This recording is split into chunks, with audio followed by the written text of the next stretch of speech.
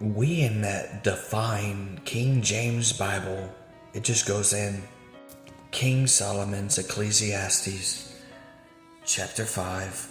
Let's get that knowledge, wisdom. 5:1. Keep thy foot when thou goest into the house of God, and be more ready to hear than to give the sacrifice of fools, for they consider not that they do evil.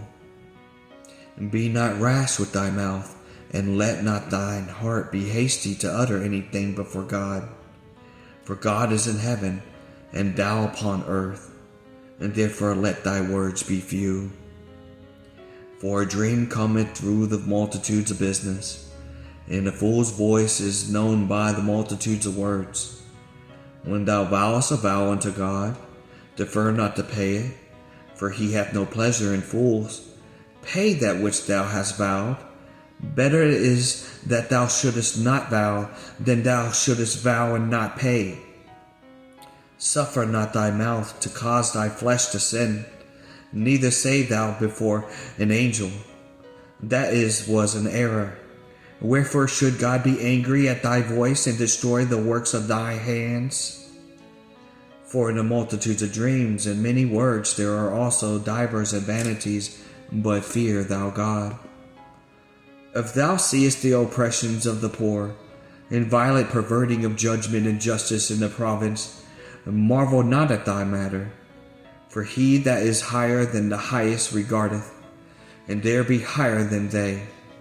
Moreover, the prophet of the earth is for all the kings himself is served by the field.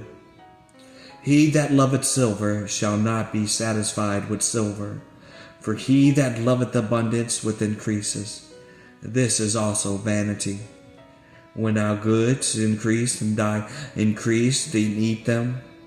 What goods is there to the owners thereof, saving the beholding of them with their eyes? The sleep of the laboring man is sweet, whether he eats little or much, but the abundance of the rich will not suffer him to sleep. There is a sword, evil which I have seen under the sun, namely riches keeps for the owners thereof, to their hurt. But those riches perish by evil travail, and begotteth a son, and there is nothing in his hand.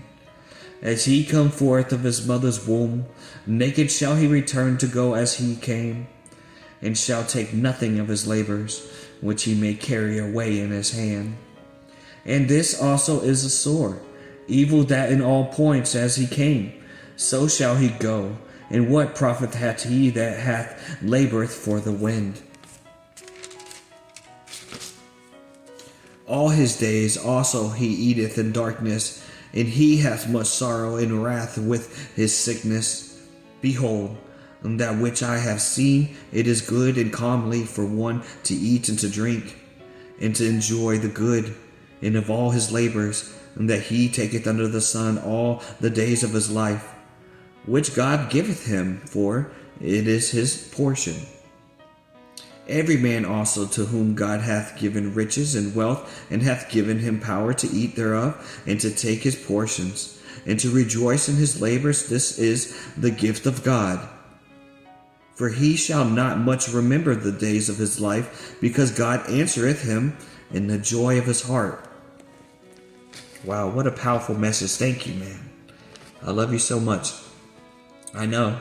But in this Divine King James Bible, it just goes in like that. There's no separations. There's no red for Jesus. But it's a good thing, because I get it. I don't get everything all the time, but I get it. God bless you all.